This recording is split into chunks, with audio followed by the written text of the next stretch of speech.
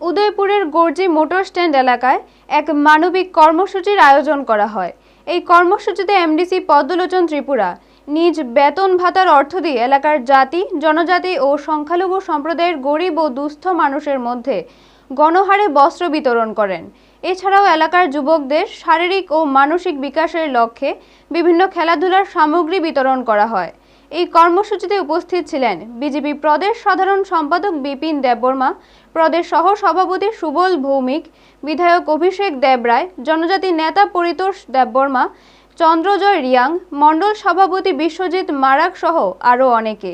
MDC পদ্মলোচন ত্রিপুরার এই ধরনের মানবিক ও জনকল্যাণমূলক উদ্যোগে গর্জি এডিসি এলাকার সাধারণ মানুষ অত্যন্ত আনন্দিত। অনুষ্ঠানে বক্তব্য রাখতে গিয়ে তিনি বলেন, মানুষ মানুষের জন্য এই ভাবনাকে সামনে রেখে আগামী দিনেও মির্জা কাঠালিয়া রাজাপুর এলাকায় এই ধরনের সামাজিক কর্মসূচি অব্যাহত থাকবে। ব্যুরো রিপোর্ট, নিউজ তৎকাল 24। সম্প্রদায়ের জন্য কথা বলে তারা শুধু কথাই বলবে, কাজের কাজ কিচ্ছু করবে না। কাজেই আমরা এই পার্টিদের কাছ থেকে আমাদের অনেক কিছু শেখার বাকি আছে। আমাদের নামে ভোট নিয়ে, আমাদের নামে রাজনীতি করে এখন তো উত্তর পূর্বাঞ্চল নিয়ে আমাদের রাজ্যের কথাই বলুন না। উত্তর পূর্বাঞ্চল বহু দূর, দিল্লি তো বহু দূর, আমাদের রাজ্যের কথাই বলুন। আপনারা 5 বছরে মানুষের জন্য কি কাজ করেছেন? খুমলুঙে শুধু মূর্তি বসিয়েছেন। বর্তমানে যারা স্বশাসিত জেলা পরিষদে যারা ক্ষমতায় আছেন, ওনারা আসার পর টিটিএডিসির মধ্যে শুধু নাচ গান আর খেলাধুলা আর জোয়ার, এই 3-4টা কর্মকাণ্ড, এটাই বেশি এখন বিশেষ করে জনজাতি এলাকার মধ্যে, মানে টিটিএডিসি এলাকার মধ্যে আমরা দেখতে পাই। এতে কি হচ্ছে?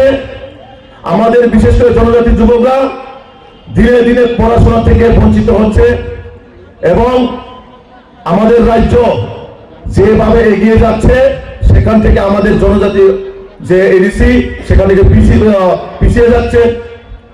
তো কাজে এখান থেকে আমাদের অনেক কিছু বুঝতে হবে। আমাদের ছেলে মেয়েদের ভবিষ্যতে পড়াশোনা করাতে হয় বা শিক্ষিত করতে হয়, তাহলে কিন্তু পার্টিকে আপনারা এবার টিটিএডিসি আনতে হবে।